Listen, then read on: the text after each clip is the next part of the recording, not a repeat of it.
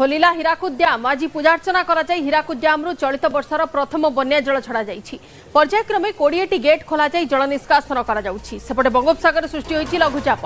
यार प्रभाव रे उत्तर एवं आभ्यंतरीण ओडिसा रे प्रबल वर्षा हेबो। आसंता 24 घंटा रे अति प्रबल वर्षा नै मयूरभंज, केन्दुझर, सुंदरगढ़ एवं संबलपुर को रेड अलर्ट जारी होइछि। सेपरि 13 जिला को ऑरेंज वार्निंग जारी करा जायथिबा बेले आसंता 13 तारिख जाय राज्य रे वर्षा लागि रहबो बोली सूचना दैछि पाणीपाग केन्द्र।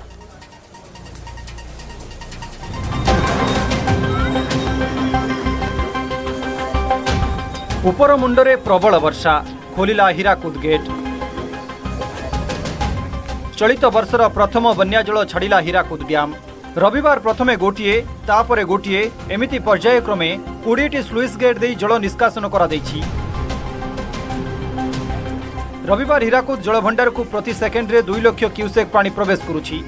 जलभंडार जलधारण क्षमता 630 फुट रहिथिबा बेले जलस्तर 609.54 फुट थिबा बेले प्रथम बन्या जल निष्कासन करा दैछि।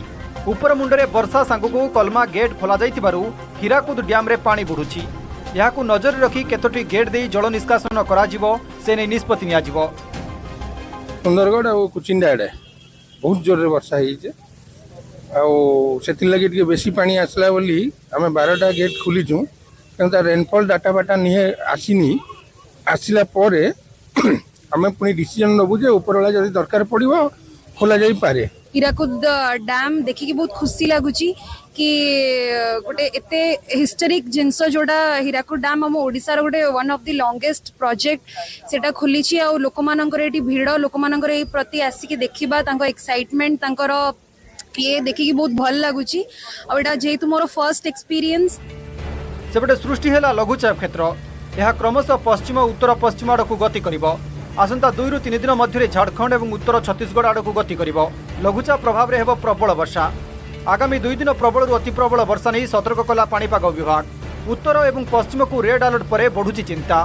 उत्तर ओडिशा रे पुणी बन्या परिस्थिति सृष्टि हेबा नहीं बढ़ुची भय। आसंता 24 घंटा रे मयूरभंज, केन्दुझर, सुंदरगढ़ और संबलपुर 200 मिलीमीटर वर्षा हेबा नहीं पाणीपाग विभाग सतर्क करबा सह रेड अलर्ट जारी होइछि। बालेश्वर, भद्रक, जाजपुर, ढेंकानाल, देवगढ़, अनुगुल, बौद्ध, झारसुगुड़ा, सुंदरगढ़, सोनपुर, कंधमाल, कलाहांडी, बलांगीर प्रबल वर्षा पई ऑरेंज अलर्ट जारी होइछि। केन्द्रापड़ा, जगतसिंहपुर, कटक, नयागढ़, रायगड़ा, कोरापुट, मालकानगिरी, नवरंगपुर और नुआपड़ा जिल्ला रे प्रबल वर्षा नहीं येलो अलर्ट जारी होइछि। आसंता 13 तारिख जाए वर्षा लागि रहिबो। 7 तारिख जाए समुद्र अशांत रहिबो।